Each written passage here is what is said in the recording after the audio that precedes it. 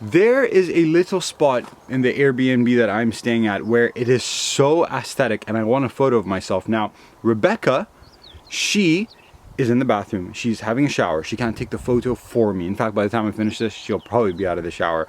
But she can't take a photo of me, so I gotta take it myself.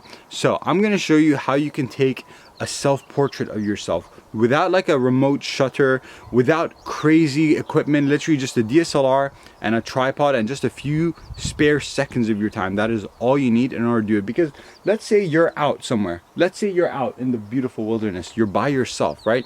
You cannot count on strangers taking the photo for you because most strangers don't know how to operate a DSLR, right? So how do you focus? How do you do this? How do you do that? That's what I'm going to show you today. It's very simple. It's like a few steps and you're ready to go. So with that being said, let's head inside. I'm going to show you how to do it. I'm not going to lie.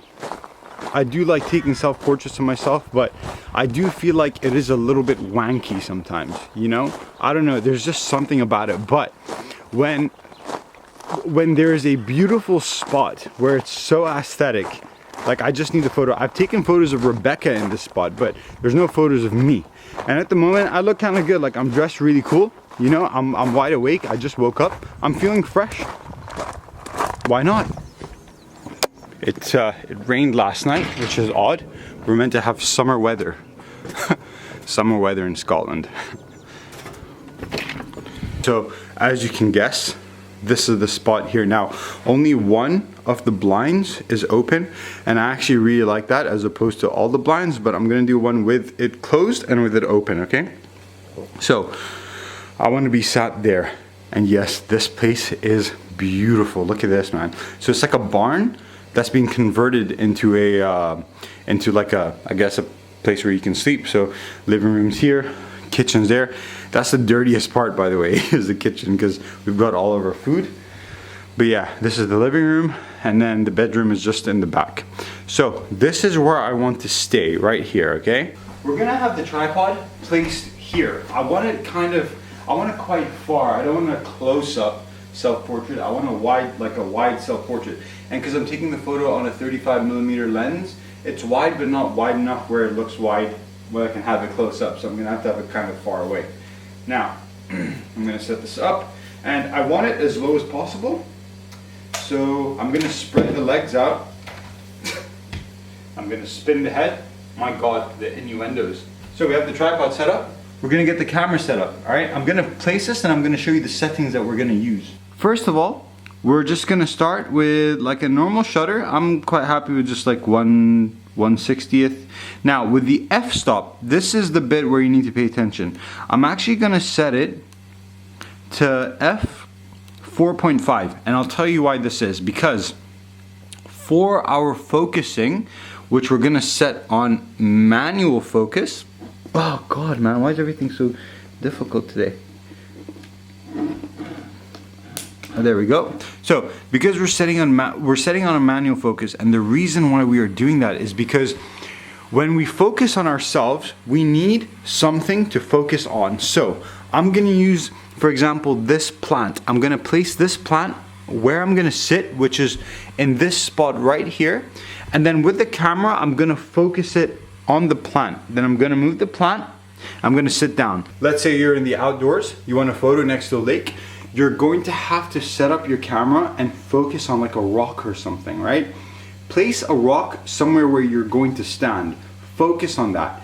Then when you stand there, even if you're like maybe like a little bit out of where the rock is, or a bit more forward where the rock was, because it's at f4.5, you will still be in focus. Whereas if you're at like f2.8 or 1.8, moving just a slight smudge will actually put you out of focus. So you want to make sure that the f-stop is at f4.5, so you have a bit of leeway with your positioning, because you might be a little bit out, a little bit in. You might not be on the dot where that thing that you placed to focus on was. So once again, we're going to focus on this plant, and then we're going to sit where the plant is within 10 seconds. So here's another thing that you need to do with your camera. Now, because we don't have any fancy equipment to like set the shutter, we are going to put this shutter on a self timer, 10 seconds. That gives us way more than enough time to sit there.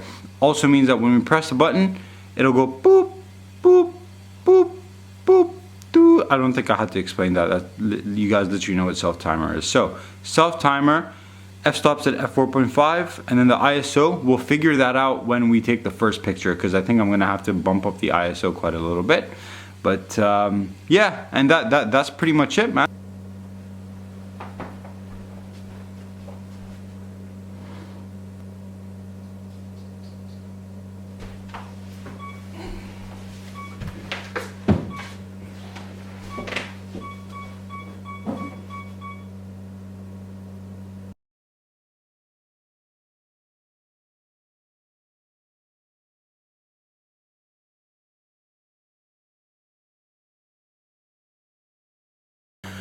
So as we can see here, if we brighten it up, that's actually looking pretty damn good. So I'm gonna take a couple more just to get a really good one, but I'm actually really happy with that.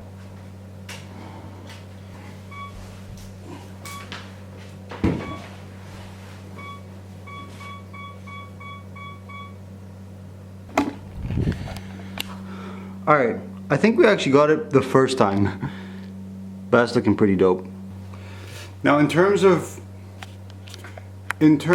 things like how straight it is, it might be a little crooked just because on a tripod, trying to get it as straight as possible is a little difficult unless you're just really good at it.